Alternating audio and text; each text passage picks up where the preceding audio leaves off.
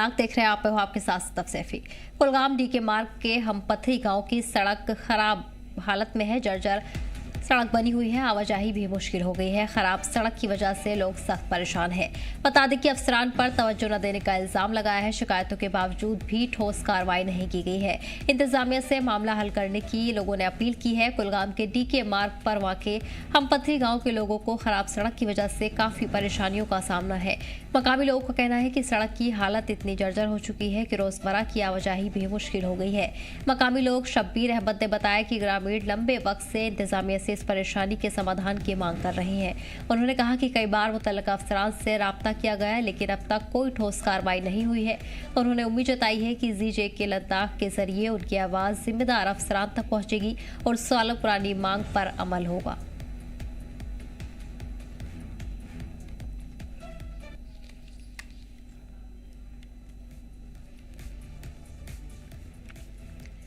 बीच आपको बता दें कि खराब सड़क की हालत को लेकर लोगों ने शदीद नाराजगी जाहिर की है। जल्द से जल्द इंतजामिया से मामले में मदाखलत की अपील की है। सख्त परेशानी लोगों को इन दिनों हो रही है। अफसरान पर तवज्जो न देने का भी इल्जाम लगाया गया है। इंतजामिया से तुरंत ही मामला हल करने की अपील की है। चलने के काबिल ही नहीं है, पैदल चलने के काबिल नहीं है तो गाड़ियां इस पर कैसी चलेंगी। जब भी हम सोमू स्टैंड वालों से पूछते हैं होमपथरी जाना है, उनका यही जवाब होता है वहां जाने का जो रोड है वो खस्ता है, उसमें इतने बड़े गड्ढे पड़े हैं कि वहां गाड़ी टूट सकती है, हम नहीं आएंगे। हमारे हुकाम से गुजारिश रहेगी, जिला एडमिनिस्ट्रेशन से भी गुजारिश रहेगी, कम से कम ये जो दूर दराज इलाके हैं इन पर ध्यान देने की जरूरत है। इन इलाकों में घूमने फिरने की जरूरत है ताकि एडमिनिस्ट्रेशन को भी पता चले कहाँ क्या खराबी है। इस पर जानकारी के लिए हमारे नुमाइंदे फयाज जुड़ गए हैं। फयाज, लंबे वक्त से सड़क की हालत पूरी तरह खराब हो चुकी है। मकामी लोगों को सख्त परेशानी है, लेकिन अभी तक इंतजामिया की तरफ से कोई सख्त कार्रवाई नहीं की गई है। जी सदब, आपको बता दूं कि ये जो है ये जिला हेडक्वार्टर से तकरीबन ये 35 किलोमीटर दूर एक गाँव है और हमपथरी जो कि पीर पंचाल के पहाड़ के दामन में ये गांव आबाद है। और आपको बता दूं कि अगर हम बात करें तो डीके मार्ग से तकरीबन ये 3.5 किलोमीटर का रास्ता है। और वहां पर जब जम्मू कश्मीर लद्दाख की टीम पहुंची तो वहां पे हमने देखा कि सड़क जो है पूरी तरह से खस्ता हो चुकी है और काफी ज्यादा खराब है। और वहां पे मुकामी लोगों से जब हमने बात की तो उन्होंने कहा कि कई दफा हमने जो है मुख्तलिफ दफा के चक्कर काटे हैं और खासकर हमने जो इंतजामिया से भी गुजारिश की थी कि इस पे जो है दोबारा से काम शुरू किया जाए और इस पे जो है बिल्कुल मैग्रामाइज इसको किया जाए। लेकिन उनका ये कहना है कि यहाँ पे जो इंतजामिया है वो टफ से मस नहीं हो रही। और वहीं पे दूसरे एक मुकामी नौजवान ने बात करते हुए कहा है कि यहाँ पर विंटर में यानी जब मौसमी सरमा शुरू होता है और खासकर जब बर्फबारी काफी ज्यादा होती है तो उस वक्त हमें काफी दुश्वारियों का सामना पेश करना पड़ता है। और उन्होंने आप जम्मू कश्मीर लद्दाख के जरिए जो है सरकार के साथ साथ जिला इंतजामिया से गुजारिश करते हैं कि वो इसकी जानिब तवज्जो दे ताकि यहाँ के लोग जो हैं किसी हद तक राहत की सांस ले। और उन्होंने मजीद कहा कि जब भी हम सोमू या गाड़ी वाले से कहते हैं कि हमें अपने गांव तक छोड़ दीजिए और वो वहां पे मना कर रहे हैं कि वो कह रहे हैं कि वहां पे जो रास्ता है वो पूरी तरह से खराब है, हमें अपनी गाड़ी नहीं तुड़वानी है। तो फिलहाल वो जम्मू कश्मीर लद्दाख के जरिए जो है इंतजामिया के साथ साथ सरकार से अपील करते हैं कि वो इस डीके मार्ग हमपथरी का ये तकरीबन 3.5 किलोमीटर का जो रोड है इस पे वो तवज्जो दे। जी सर, बिल्कुल। फयाज, साथ ही भी जानना चाहेंगे खासतौर पर किन किन इलाके के लोग हैं जो इस रास्ते से जुड़े हैं और इस परेशानी का लंबे वक्त से सामना कर रहे हैं, किन किन इलाके के लोगों को खासतौर पर इससे परेशानी है? देखिए फिलहाल तो जो यहाँ पे डीएच4 से डीके मार्ग तक जो रोड है वहां पे भी हमने देखा कि मुख्तलिफ जगहों पे जो है खड़े नजर आए हैं और रोड काफी ज्यादा खराब है। लेकिन ये जो 3 किलोमीटर जो कि हमपथरी जो है आखिरी गांव है। और आपको बता दूं कि इसी साइड पे जो है एक खूबसूरत इलाका आता है जिसे पांजन पथरी कहते हैं। और जिला इंतजामिया और खासकर यहाँ की जो काबीना वजीर सकीना इतू जो कि इस इलाके की एमएलए है, उन्होंने कहा था कि हम इस पांजन पथरी को जो है टूरिज्म मैप पे लाने की कोशिश कर रहे हैं। तो ये रास्ता वहां पे भी जाता है लेकिन रास्ते की हालत काफी ज्यादा खराब है और लोग जिसकी वजह से परेशान है। ये डीके मार्ग से लेके हमपथरी तकरीबन 3.5 किलोमीटर का रास्ता और बिलखुसूस ज्यादा जो दुश्वारियों का सामना करना पड़ रहा है वो इन्हीं इलाकों को करना पड़ता है। और खुसूसन इसमें जो है हमपथरी के जो मुकामी लोग हैं उनको काफी ज्यादा दुश्वारियों का सामना करना पड़ रहा है। जी बिल्कुल। ज़ाहिर फयाज से लोगों ने इस पूरे मामले को लेकर सख्त नाराजगी जाहिर की है, अपनी परेशानी बताई है और ऐसे में जल्द से जल्द इंतजामिया से मदाखलत की भी मांग की है। उनका ये भी कहना है कि अफसरान इस पूरे इलाके में तवज्जो नहीं दे रहे, लेकिन अब क्या कुछ कदम उनकी तरफ से आगे उठाए जाएंगे? देखिए, उन्होंने तो फिलहाल जी जम्मू कश्मीर लद्दाख का पहले तो उन्होंने शुक्रिया अदा किया कि हम वहां पे गए, और साथ ही उन्होंने कहा कि अब एक ही उम्मीद है, वो है सहाफत का और बिलखुसूस जी जम्मू कश्मीर लद्दाख की टीम। और वो कह रहे हैं कि हमें उम्मीद है कि इस जी जम्मू कश्मीर लद्दाख के जरिए जो है ये मसला आला हुकाम तक पहुंचेगी, और साथ ही जो है इस मसले को जो है हल भी किया जाएगा। और हम भी इंतजामिया से अपील करते हैं कि इनकी तरफ जो है तवज्जो दें, ताकि इनकी जो बरसों की मांग है वो पूरी हो जाए, और खासकर वहां के मुकामी लोगों को काफी ज्यादा दुश्वारियों का सामना करना पड़ा। और बिलखुसूस जब कोई वहां पे जो है बीमार होता है और उनको वहां पर जो है गाड़ी वाला भी नहीं आता, तो गाड़ी वाला भी वहां पे जो है जाने के लिए तैयार ही नहीं होता। वजह यही है कि वो जो रास्ता है काफी ज्यादा खराब है। और हम अपील करते हैं जी जम्मू कश्मीर लद्दाख के जरिए भी, अब वो अपील करते हैं कि जिला इंतजामिया से और खासकर मौजूदा सरकार से कि वो इस मसले की तरफ तवज्जो दे। जी बिल्कुल ठीक है फयाज, तमाम जानकारी के लिए बहुत बहुत शुक्रिया। बढ़ेंगे अगले खबर की ओर। गुलमर्ग में खेलो इंडिया विंटर गेम्स जारी है। खेल में हिस्सा ले रहे एथलीट ने जी मीडिया से बात करते हुए कहा कि यहाँ की ढलानें और बर्फ बहुत अच्छी है और खेल दिखाने का तजुर्बा बेहतरीन रहा। इस छठे खेलो इंडिया विंटर गेम्स में 500 से ज्यादा एथलीट्स हिस्सा ले रहे हैं।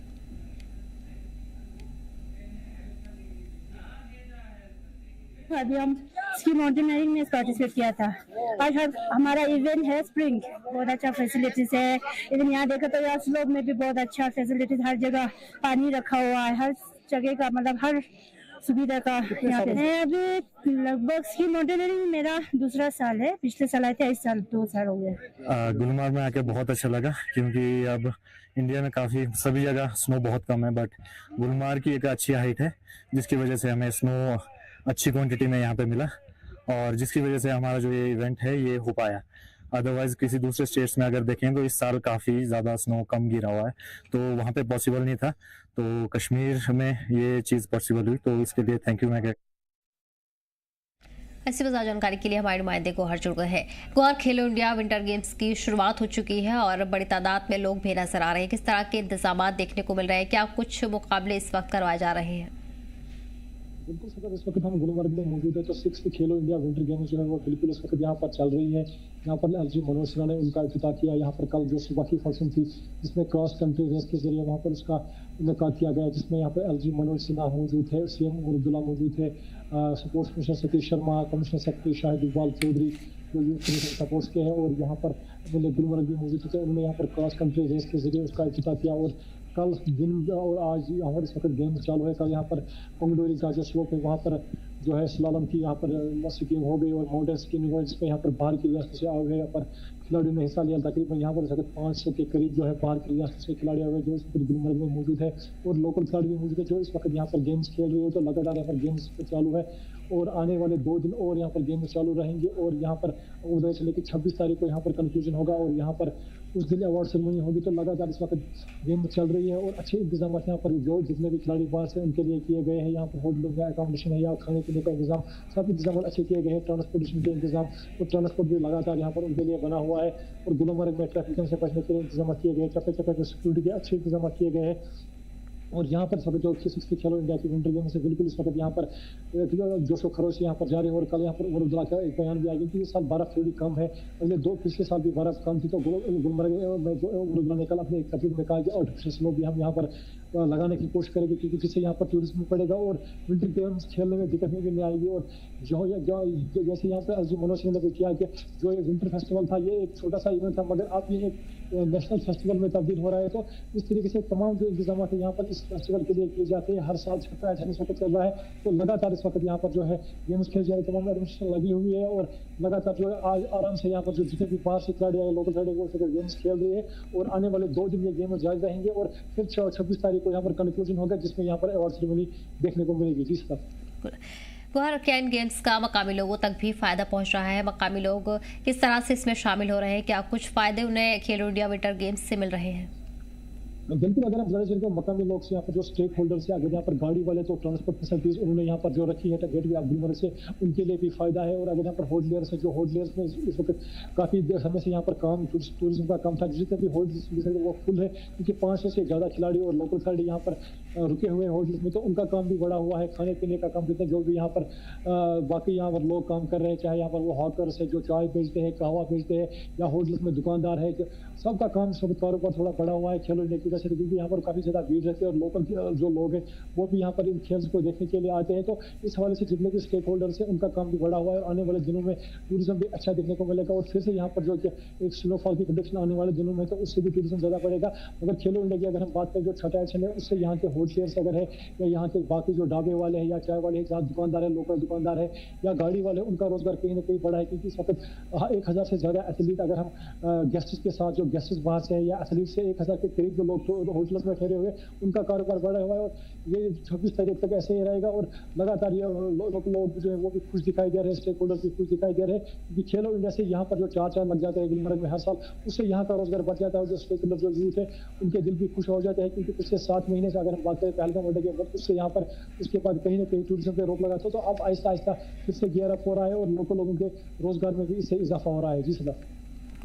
और इसी के साथ साथ ये भी जानना चाहेंगे, जिस तरह विंटर गेम्स शुरू हो चुके हैं, क्या इन दिनों भी बर्फबारी जारी है? बर्फबारी का माहौल देखने को मिल रहा है, क्योंकि सीएम की तरफ से ये भी कहा गया था कि खेलो इंडिया विंटर गेम्स से आदि को अच्छा फायदा होता है और अगर इसके लिए आर्टिफिशियल स्नोफॉल भी करवानी पड़ी तो वो भी करवाएंगे।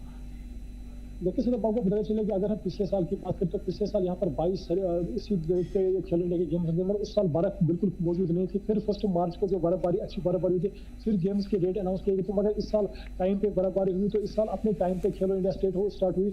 मगर फिर भी यहाँ पर अगर हम बात करें, बर्फ बहुत कम है इस वक्त गुलमर्ग में, इतना बर्फ नहीं है कि जिसपे खेलो इंडिया अच्छी तरीके से खेला जाए। तो उस वजह से कल सीएम ने यही कहा कि अगर विंटर गेम्स के लिए हमें आर्टिफिशियल स्नो भी लाना पड़ेगा, हम उसके लिए भी तैयारी करेंगे। और वो आर्टिफिशियल स्नो जो है उसके विंटर गेम्स अच्छी तरीके से हर जगह अपने टाइम पे खेले जाएंगे और वो विंटर टूरिज्म के लिए भी अच्छा रहेगा। अगर यहाँ पर स्नोफॉल अब आने वाले सालों में लग रहा है जैसा कि जो ग्लोबल वार्मिंग चेंज हो रही है, स्नोफॉल कम दिखाई दे रही है। अब गुलमर्ग में अच्छी खासी स्नो होती थी मगर स्नोफॉल इस वक्त नहीं हो रही, तो इस वजह से सीएम ने कहा है कि यहाँ पर आर्टिफिशियल स्नो की जरूरत है। मगर अगर हम आने वाले दिनों में बात करें तो महकमे मौसम ने प्रेडिक्शन दी कि मार्च के महीने में यहाँ पर हल्की जो अपर रीच वहाँ पर स्नोफॉल हो सकती है और मैदानी इलाके में बारिश होती है। तो इंतजार इस वक्त है कि बर्फबारी फिर से हो, क्योंकि अभी बर्फबारी बहुत कम देखने को मिलती है गुलमर्ग में। आहिस्ता आहिस्ता बर्फ जो है वो खत्म होने को आई है और लगातार इस वक्त जो धूप निकली हुई है, पिछले कुछ हफ्ते से धूप बराबर खिली हुई है और बर्फ जो गुलमर्ग में मौजूद है वो पिघल रही है। अब तो आने वाले दिनों में ये उम्मीद लगाई जा रही है कि बर्फ फिर से हो, जानवर जो बर्फ विंटर टूरिज्म के लिए भी अच्छा हो और यहाँ पर एग्रीकल्चर और हॉर्टिकल्चर के लिए उसके लिए भी बर्फ का होना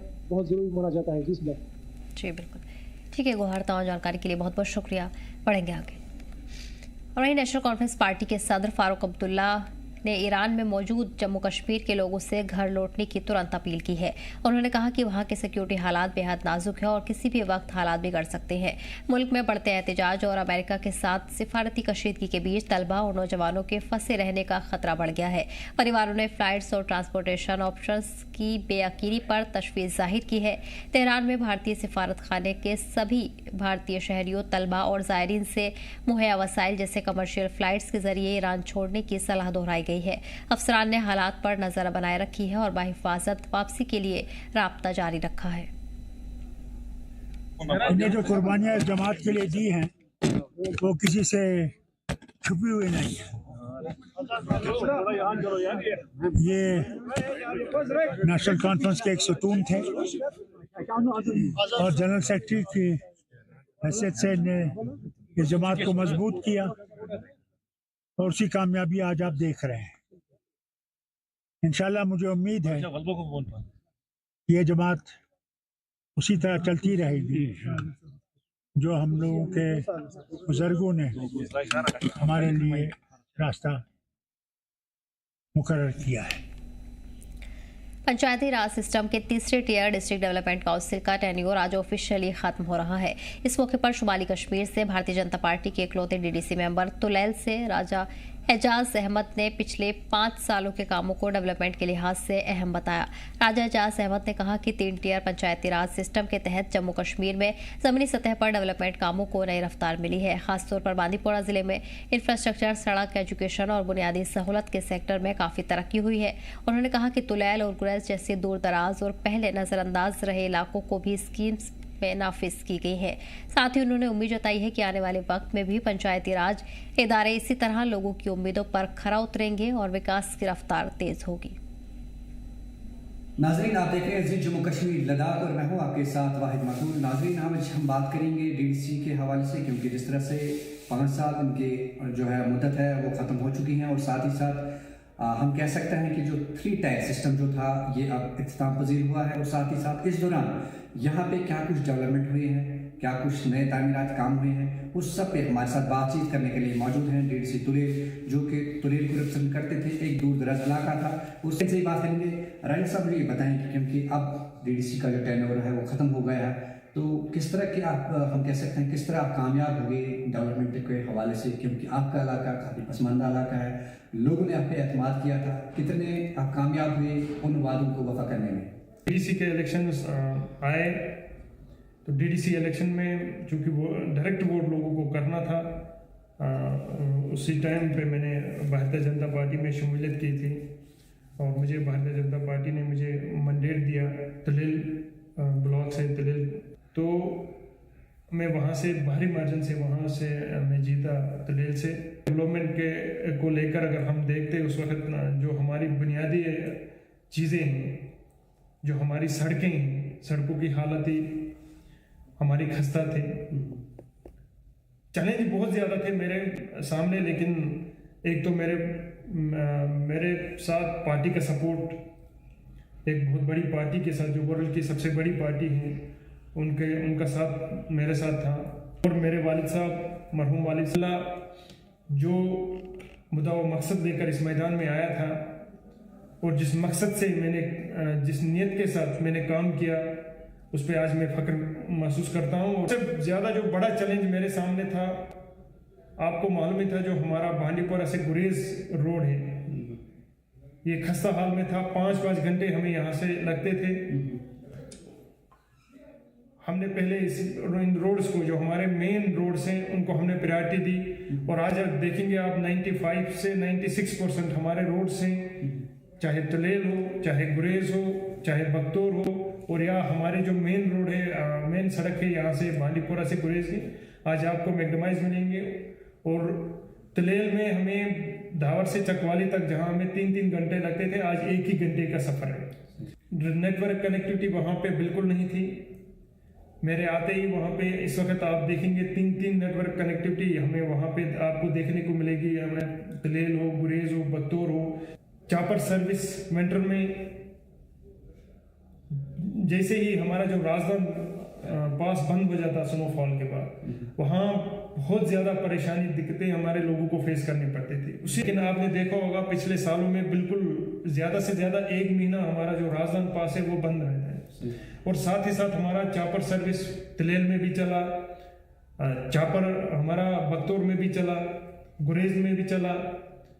तो बिजली हमें 24 घंटे जो ग्रिड कनेक्टिविटी है हमें वो गुरेज तक कनेक्ट कराई, उसके बाद बख्तौर लास्ट ईयर कनेक्ट हुआ और अब इस साल जो है वो तुलेल भी कनेक्ट हो रहा है। एजुकेशन सेक्टर में हमने काफ़ी इंप्रूवमेंट पाई। तुलेल कॉलेज बन रहा है, गुरेज हायर सेकेंडरी में ऑडिटोरियम बना, उसके अलावा जो है एक EMRS जो है उसमें भी इस वक्त पेशरफ्त जारी है। हेल्थ सेक्टर में भी हमने काफ़ी इंप्रूवमेंट पाई। हमारा जो SDH गुरेज है, दावर गुरेज, वहाँ पे हमने ऑक्सीजन जो प्लांट वहाँ पे बनवाया, जो है इसके लिए इनिशिएट किया हमने ब्लड बैंक के लिए। प्ले फील्ड्स वहाँ पे हमने बनवाए और PMAY प्रधानमंत्री आवास योजना के खाली तुलेल के अंदर 650 से ज़ायद केसेस हमने दिलाए, ताकि मेरे टर्नओवर में ही मेरा जो तुलेल है उसको मरकजी हुकूमत ने वहाँ पे उसको जो है एस्पिरेशनल ब्लॉक बनाया और एस्पिरेशनल ब्लॉक के तहत वो इस वक्त जो है वो काम कर रहा है। और हाल ही में 1 करोड़ रुपया और वहाँ के तामीर तरक्की के लिए नीति आयोग की तरफ से हमें मिला। शुक्रिया हमारे साथ बात करने के लिए। ये थे डीडीसी तुलेल राजा एजाज अहमद, जिनका साफ ये कहना था कि जितने भी 5 साल उनकी मुद्दत रही है उनमें उन्होंने हर एक शोबे में डेवलपमेंट की है। इस खास रिपोर्ट के साथ जी जम्मू कश्मीर लद्दाख के लिए बांडीपुरा से मैं वाहिद मकबूल। आंध्रबल के एजुकेशन डिपार्टमेंट ने सड़क हादसों से लोगों को बचाने के लिए 15 दिन का रोड सेफ्टी अवेयरनेस प्रोग्राम शुरू किया है। प्रोग्राम की शुरुआत मिनी सचिवालय गांधरबल कैंपस गादुरा तक साइकिल रैली के साथ हुई, जिसमें ADCC गांधरबल मंजूर अहमद भट्ट ने फ्लैग ऑफ किया। इस मुहिम में जिले भर में तलबा रोड सेफ्टी एम्बेसडर के तौर पर हिस्सा लेंगे और रैलियां, बहस, पेंटिंग कॉम्पिटिशन और दीगर सरगर्मियों के जरिए आवाम में सड़क हिफाजत का पैगाम फैलाएंगे। कानून के तहत लोग ड्राइवर सब चले। इसके तहत हर किसी को, बच्चों को बच्चे अवेयर करेंगे। ड्राइवर्स हजरात तो already they are well aware, लेकिन इस वक्त इंडिसिप्लिन कभी कहीं पे हो रहा है, रास्ते पे ट्रैफिक जाम्स हो रहा है क्योंकि साइड पे सभी नहीं चल रहे। इसके खातिर लोगों को जागृति देने के लिए, ड्राइवर्स को ये बताने के लिए कि आप डिसिप्लिन के साथ चले, ट्रैफिक कवानीन को मजबूती के साथ पे रहे, उस पर अमल करें और उसके तहत ही जहाँ पे स्टॉप है वहीं पे रुके और रास्ते पे इस तरह बीचों बीच सड़क न खड़ा करे, गाड़ी खड़ा न करे, जिसकी वजह से ना यहाँ पे ट्रैफिक जाम्स भी होता है और इनकानूनी, चाहे पेशेंट हो, कोई डॉक्टर हो या कोई भी हो, तो उसके लिए इनकन्वीनियंस ना हो जाए। इसीलिए ये हमने ये ट्रैफिक के खातिर, ताकि ट्रैफिक निज़ाम के मैनेजमेंट के लिए ये रैली निकली है। आज एक बड़ा हादसा टल गया जब एक लोड कैरियर नेहरू चौक के पास वाक़ई लिंक रोड पर बेकाबू होकर एक दुकान में जा घुसा। हादसा उस वक्त हुआ जब गाड़ी नेहरू चौक से इरफानाबाद की ओर जा रही थी। लोगों के मुताबिक नए बने लिंक रोड की खड़ी ढलान की वजह से ड्राइवर ने मुबैना तौर पर गाड़ी पर कंट्रोल खो दिया। इसके बाद गाड़ी सड़क से उतरकर पास की दुकान में जा घुसी, जिससे इलाके में अफरा तफरी मच गई। गनीमत ये रही कि मौके के पास मौजूद कई स्कूली स्टूडेंट्स और एक बुजुर्ग इस हादसे में बाल बाल बचे। अभी तक किसी के जख्मी होने की खबर नहीं है। हालांकि दुकान को नुकसान पहुंचा है। हादसे के बाद लोगों ने इंतजामिया से तुरंत मदाखलत की अपील की है। देख रहे हैं जी मीडिया और मैं हूं वसीम। तो हमारी मौजूदगी इस वक्त नेहरू चौक में है और आपको बताना चाहेंगे नेहरू चौक से इरफानाबाद की तरफ कुछ दिन पहले जो है एक रास्ता इनॉग्रेट हुआ था। मैं दिखाना चाहूंगा यही वो रास्ता है और आज यहाँ पे एक हादसा होता है। हादसा तब पेश आता है, गाड़ी इरफानाबाद की तरफ जाती है और ये रास्ता मैं बताऊंगा, पहले यहाँ पे सीढ़ियां हुआ करती थी और यहाँ के लोगों की डिमांड थी कि इसको गाड़ी के लिए रास्ता बनाए। आज जब इनॉग्रेट होने के बाद यहाँ से एक गाड़ी गुजरती है, थोड़ा सा ऊपर वो जाती है, ऊपर के बाद वो गाड़ी खिसक के एक दुकान के अंदर घुसती है। यहाँ के लोगों का गुस्सा काफी ज्यादा है। मैं बातचीत करना चाहूंगा आखिर गुस्सा किस बात पे है और ये क्या मैसेज देना चाहेंगे। रसीर साहब खोड़ा सीनियर जर्नलिस्ट है। खोड़ा साहब, आप भी इसी इलाके के अंदर रहते हैं, थोड़ा सा दिक्कत बताए और लोगों में गुस्सा आज के दिन क्यों? देखिए, हम ये जो 3 महलों पे मुश्तमिल है हमारा ये इरफानाबाद, शिनाल है, शाह है और इरफानाबाद, हम इसके खिलाफ नहीं हैं, बल्कि हम चाहते थे कि हमें नज़दीक से नज़दीक गाड़ी का कोई सहूलियत हो। लेकिन इससे पहले भी ये मंसूबा इस पे तैयार हुआ था, लेकिन उस वक्त के इंजीनियरों ने ये नहीं माना था कि इसमें पॉसिबल नहीं था कि इस पे गाड़ी चढ़ना। तो लिहाजा इस वक्त और उस दरमियान भी जिस वक्त ये काम इसका शुरू हुआ था, उस वक्त भी 1 महीना कबल हमने पहले भी ये कहा था कि इस पे गाड़ी चलना और वहाँ तक चल, क्योंकि इसमें 90 डिग्री बिल्कुल मतलब हाइट है और लगता है कि ये इंजीनियरिंग मतलब उस वक्त के इंजीनियरों और आज के इंजीनियरों में इतना ही फर्क है। उस वक्त के इंजीनियरों ने ये नहीं माना था कि इस पे गाड़ी चलेगी, पॉसिबल नहीं है ये किसी भी तरह, मतलब पॉसिबल नहीं। तब नहीं माना था तो अब क्यों ये रास्ता बना, क्या लगता है? अब मुझे लगता है कि ज़बरदस्ती अब ये एडमिनिस्ट्रेशन को सोचना चाहिए था, यहाँ के जो डिप्टी कमिश्नर थे उनको सोचना चाहिए था, यहाँ इंजीनियरिंग विंग है, यहाँ पे R&B महकमा है PWD का, उनका सोचना चाहिए था। उन्होंने सोचा नहीं और जल्दी में आके मतलब ऐसे ही हेफाजतली मतलब उन्होंने काम स्टार्ट किया और ये कहाँ ये तो अभी देखिए आज का जो इंसिडेंट है ये मामूली है और जिस वक्त आप ऊपर चलेंगे इसकी हाइट और बढ़ती जाएगी और एक बार जो ऑटो इस वक्त चलता है दोबारा वो जाने का नाम नहीं लेता है। मुझे लगता है कि ये हम चाहते थे कि रोड हो, नज़दीक से हो। कुछ दिन पहले इनॉग्रेट हुआ और ये चलने के काबिल रास्ता नहीं है और जिस तरह से उन्होंने कहा कि पहले भी यहाँ के लोगों ने जब डिमांड की थी, कुछ इंजीनियर साहिबान ने उस दौरान कहा था कि ये रास्ता जो है ये इसी तरह से होगा, यानी कि पौड़ियां ही जो सीढ़ियां हैं वही रहेंगी, क्योंकि अब इस रास्ते को जो है गाड़ी के लायक बनाया गया। तो ये तस्वीरें उसके बाद हमें देखने को मिल रही है। तो मुझे उम्मीद है कि इंतजामिया कोई बीच का रास्ता ढूंढेगी जिससे लोगों को कोई नुकसान न पहुंचे। जी मीडिया के लिए वसीम गत्तू, डोडा। बड़गाम जिले के रशीपोरा में प्रस्तावित 125 बेड के नए डिस्ट्रिक्ट हॉस्पिटल के तामीर से इलाके के हेल्थ इंफ्रास्ट्रक्चर को बढ़ावा मिलने की उम्मीद जताई जा रही है।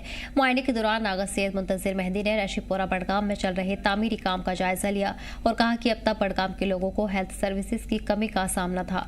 मौजूदा डिस्ट्रिक्ट हॉस्पिटल में जगह की कमी और बढ़ते मरीजों के दबाव की वजह से लोगों को काफी दिक्कतें थी। उन्होंने कहा कि रशीपोरा में बन रहा ये नया 125 बेड वाला अस्पताल आने वाले वक्त में इन परेशानियों का हल होगा। उनके मुताबिक ये प्रोजेक्ट न सिर्फ मरीजों को बेहतर इलाज मुहैया करवाएगा बल्कि दूसरे जिले के हेल्थ सेक्टर को नई सिमत देगा।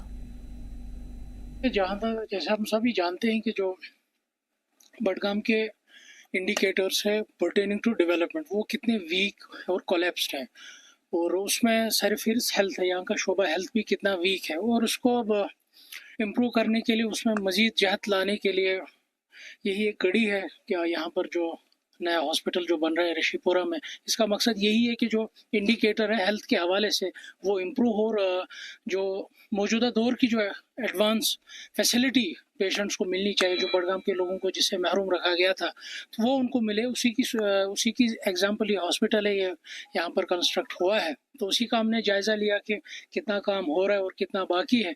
मेरे साथ R&B के भी जिम्मेदार थे, CMO साहब भी थे, वो बाकी ज़मीन से भी डिस्कस किया, और कोशिश यही रहेगी क्योंकि ये 6 महीना पहले ही आगे एडवांस चल रहा है इसकी काम, तो मेरे ख्याल से विद इन दिस ईयर ये मेरे ख्याल से पब्लिक को डोनेट किया जाएगा और ये अपनी खदमात आसान तरीके से दिला पाएगा।